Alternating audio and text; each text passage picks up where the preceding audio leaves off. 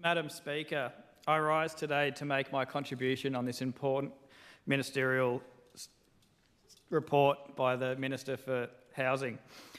Madam Speaker, I talk to all of my colleagues in this chamber, and by and large the issue I hear time and time again is more and more issues with public housing.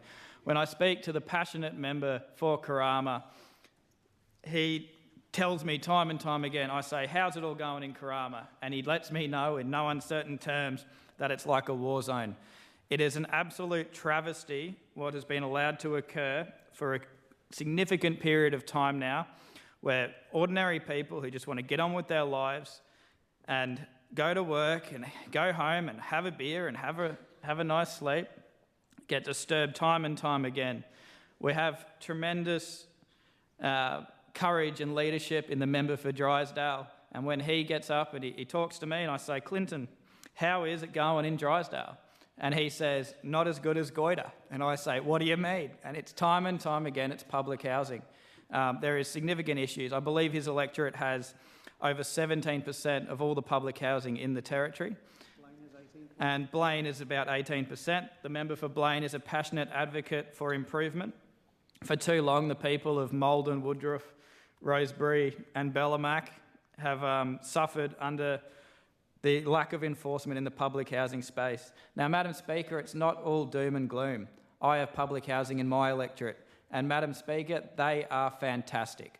The people who have these houses in Humpty Doo, they look after them, they have lovely gardens, they're great people, and time again when I've been out door knocking the few houses I can get to, they say hello, invite me in for a cup of tea and we have a chat. These are people who are using the service the way it should be used. They're respectful, they're incredibly grateful to be provided this service. They're very nice tenants, they look after the place, they're very respectful neighbours, and they just do a fantastic job. And Madam Speaker, they are the bastion of what public housing should be. Helping people who may not be able to afford their own home get their feet up, get them a roof over their head, give them some stability in their lives, and I love it, Madam Speaker.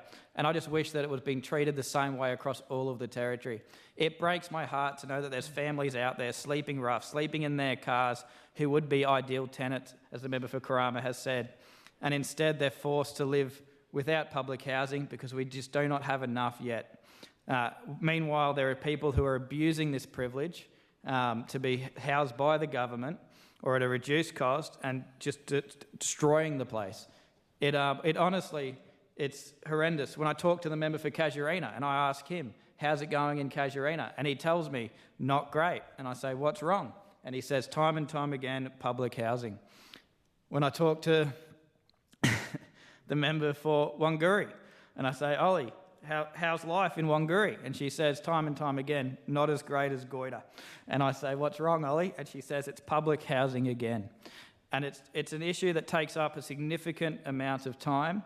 And honestly, talking to some of the people who have reached out to me who live in public housing, and they're all next door to a public housing, and they've described some of these nights where it's 2 a.m, you've got a baby, she can't get to sleep because they're blasting music, you've called the cops, you've tried everything, you've gone knocking on their door, begging them to please, can we maybe turn down the music at least, and just getting refused or getting threatened with threats of violence, and people are scared to go to work. They don't want to leave their house in case their neighbour's there to retaliate against them for just wanting to be able to get a good night's sleep.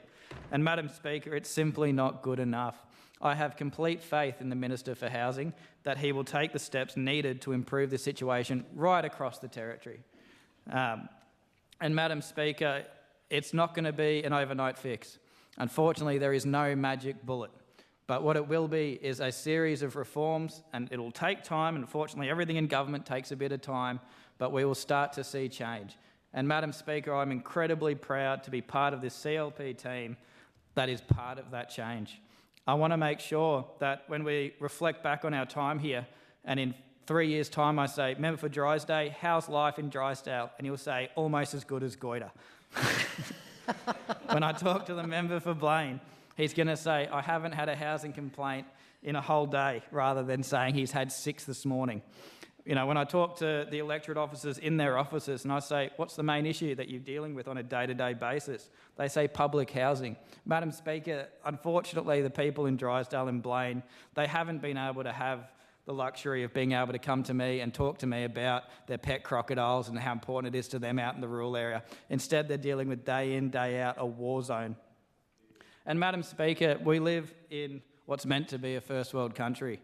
We're meant to be living in a place of paradise and hopes and dreams, not a place where you can't go to bed, not a place where you can't have friends and family visit from down south out of embarrassment that your neighbours might be fighting or they might be drinking or blasting music.